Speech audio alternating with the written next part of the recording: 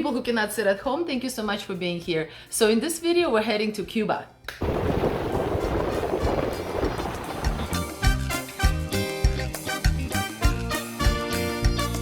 As you can tell by the title, this video is all about things you must know before heading to Cuba. So we just recently, about a month ago, came back from Cuba and we did one of those all-inclusive vacations. In total, I've been to Cuba 4 times. I went also last year. And there's definitely a good amount of information and tips that I want to share with you before you head over there so that you get the best out of your vacation and the most enjoyable vacation. So the very first thing I want to talk to you about when going to Cuba is the money exchange and what should you take, what should you do.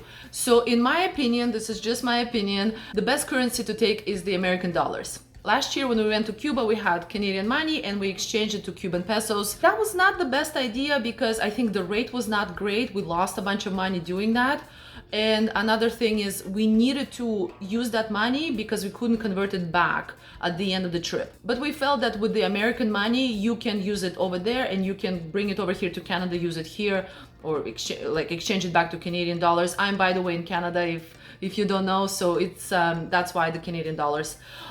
Cubans also are okay with Canadian dollars, but specifically they like the Canadian paper, meaning that they can exchange to the Cuban peso. They cannot do much with the Canadian coins, meaning the toonie and the loonie. They will actually, you will notice they will come to you if they know that you're Canadian and they will ask you to, you know, they have a certain amount of coins. Can you exchange it for $5, $10, which is fine to do. It's just something to help them out. Going back to my tip, what I did this time around in this trip is I actually went to my Canadian bank. I asked for 5 individual dollar bills per day. The trip was 5 days long, so I think I got 31 dollar bills, so that each day roughly on the average I use $5. That's again your kind of personal discretion.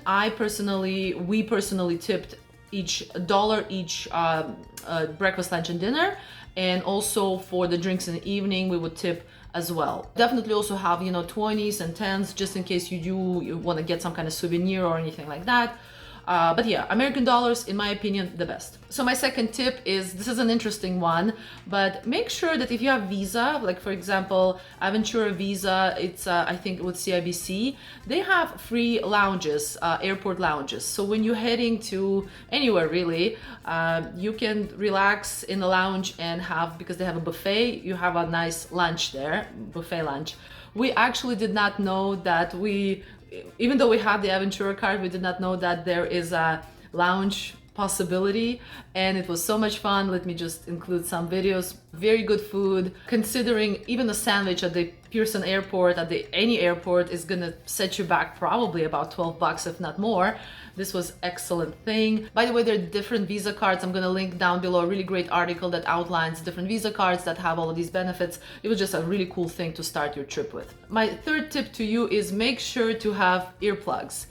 We were on the flight over there to Cuba. We were in the plane with very excited people. Everyone was just yelling and screaming and talking a lot. I think there were a lot of families and a lot of kids, and it's all fun up until it's not fun.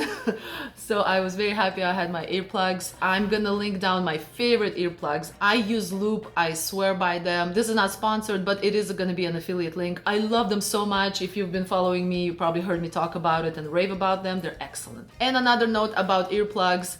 This hotel, this resort that we stayed in, for some reason would occasionally, not every day, but occasionally play really loud music at 7:30 in the morning. I don't know why. Earplugs were great. So the next tip, I think this is tip number 4, actually kind of goes back to tipping. So what I do, again, this is just me. If you want to do this, it's your call. But you know how for the making of the bed, you can of course pay them with money, but you can also bring to Cuban people something that they don't really have a lot of.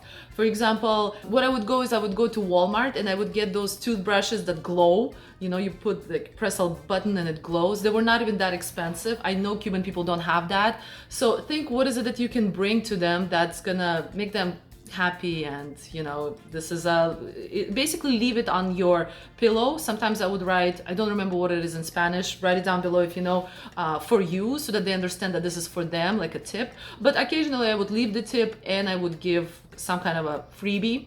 It's again up to you. So another thing that I do is during your stay, you can use, for example, if you wanna relax at the pool, you will need to reserve your lounger. It's not good to do that. I understand. Please don't come for me. But every single person does it. There has not been, I have been to many all-inclusives, and even though this is frowned upon, every single person will put their towel down. So unless you put it down, you will not have your lounger by the pool. What is recommended is you use your own, either own towel, bring your own towel, or your clothes to put onto the lounger so that you can later on come back. If you use the towel from the resort and somebody takes it, you will need to pay for that towel, so that's not the best thing to do. What I would do is I would bring clothes that don't fit me, I don't like it, they're not in a horrible condition, but I just don't like it, it's donation clothes, and I would use them to reserve my lounge, and at the end of the vacation I would leave them all for whoever is cleaning the room, so that it's a nice little goodbye gift, and if somebody takes it during the trip, it's already a donation, they can use it if they want. So this tip is specifically to the resort that we were at, but I feel like a lot of other places, a lot of other resorts, you would need this at. So the wind was really strong when you're at the ocean. I wish I would have some kind of face mask, and I've seen people who work there, the locals, they would have the face masks to make sure that the sand doesn't go everywhere. Definitely something to take with you. Like one of those, you know, those bandanas, they're not really like a mask, they're more like a bandana. I think that would have been great because a couple of days the sand was so strong, you're sitting there and it's everywhere. And of course glasses for your eyes. So that would be definitely cool to have. So for the next tip, it depends on the season. We were in April, we went in April. As I understand, the bug season is from April till June, at least in Santa Maria, which is where we were at. But definitely check the bug seasons in your corresponding areas in Cuba. At first, when I read about it, I thought, oh, it's nothing, I can handle it. Yeah, they were pretty bad. Most of the days though, it's fine, but the last 2 days we were there, the mosquitoes were everywhere. I came back, there was a lot of bites. And you don't even notice it. I don't know what it's about. Maybe you're too distracted by everything, but you don't even notice it, and then you have lots of bites. So another tip is about water. In Cuba, you should not be drinking out of your tap. They say it's okay to brush your teeth and, you know, of course, shower.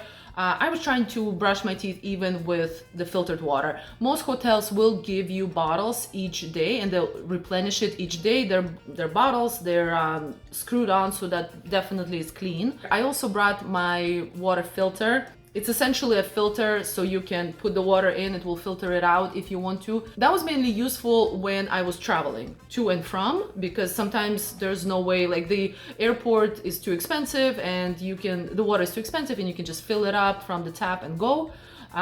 During the stay, you actually don't need it because most resorts will give you bottled water. So for next tip I have over here is that Cuba doesn't work with American Express. American Express doesn't work in Cuba, and also Citibank cards also don't work in Cuba. And that also applies to insurance made from American companies. So basically make sure that it's the Canadian or other nations insurance and banks that you're using. Next tip is about jellyfish. This is actually extremely important tip. Portuguese man of war is these purplish balloons that float on top of the ocean. I'm gonna insert a picture over here. They are pretty, yeah, they are in Cuba. I have actually seen them on my very first trip to Cuba. This was like 17 years ago. They were on the shore, they were in the water. I've seen them. We obviously did not swim. So at this resort when I was at, and the previous Veradero resort that I was at, there was talks about jellyfish being in the water, but I did not see it. And basically whenever there's a storm, either approaching or just past, you will see the water being really rough. That essentially means that there's better chances of the jellyfish being in the water. Most of the time you will see them, but because again the rough waters, you will not see them because they're kind of white, and so is the foam of the ocean. My point is, be careful. If it says if there's a red flag and do not go into the ocean, please listen to them. The reason why they're dangerous is that even though they're on the top, they have tentacles that can wrap around, and those tentacles sting a lot. so you will definitely have to go to an emergency room, and it's just not fun for anybody.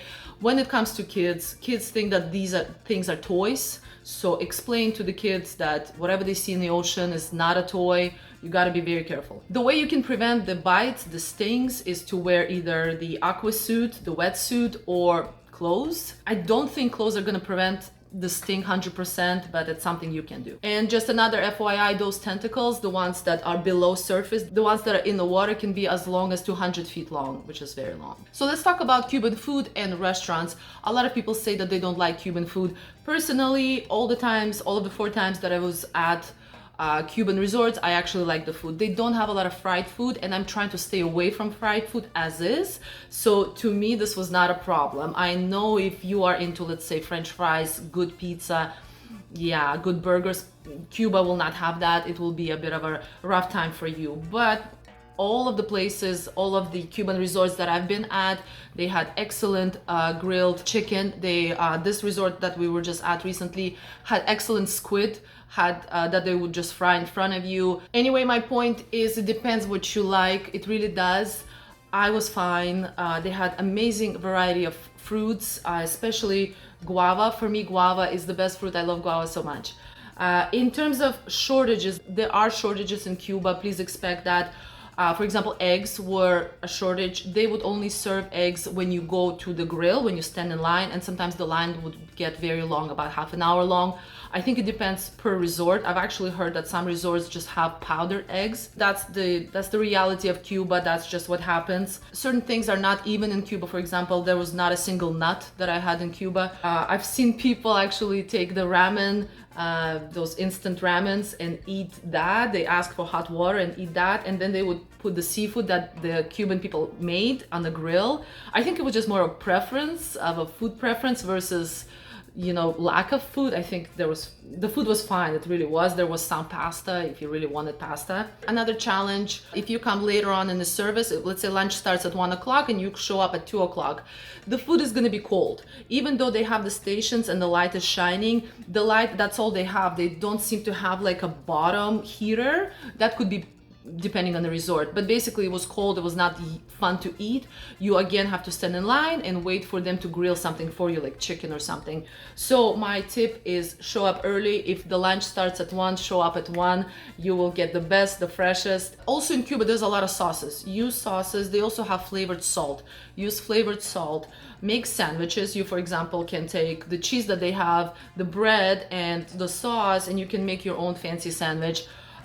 You can take the cheese, if they're like, let's say, making rice and you really want cheese in your rice, you can take the cheese and go to the station and they will kind of do a stir fry for you. Basically be creative, and whatever it is that you like, you can probably figure out. And now let's talk about other shortages. For example, they would run out of bubbly water pretty much at the end of the evening, each evening. So I love my mojitos, and they would not have the bubbly water, and they would run out of the mint.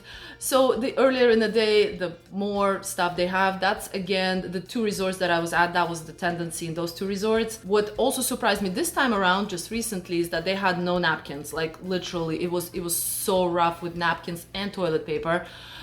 Bring your own napkins, bring your own toilet paper. It will help you. So I'm gonna insert over here. This is how, after she changed our room, this is what she gave us for toilet paper for a whole next day, for the 24 hours. This was not enough.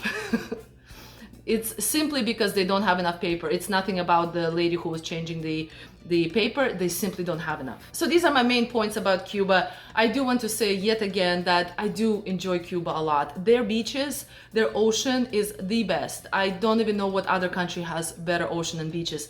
And the prices are really good, especially if you're in Canada. You know that the prices are decent. You don't go there for exquisite dining or even, quite frankly, toilet paper.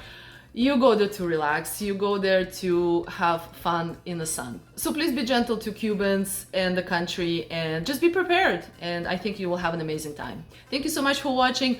Please write down all that you can in terms of other tips that you think should be added to this video. Maybe I'll do a part 2, but mainly I want people to keep on reading and knowing what to be prepared for. Please don't be negative. Please just give suggestions so that we can have the most fun when we go over there to Cuba. Thank you so much for watching, and I'll see you next time. Please subscribe, like, and share. Bye.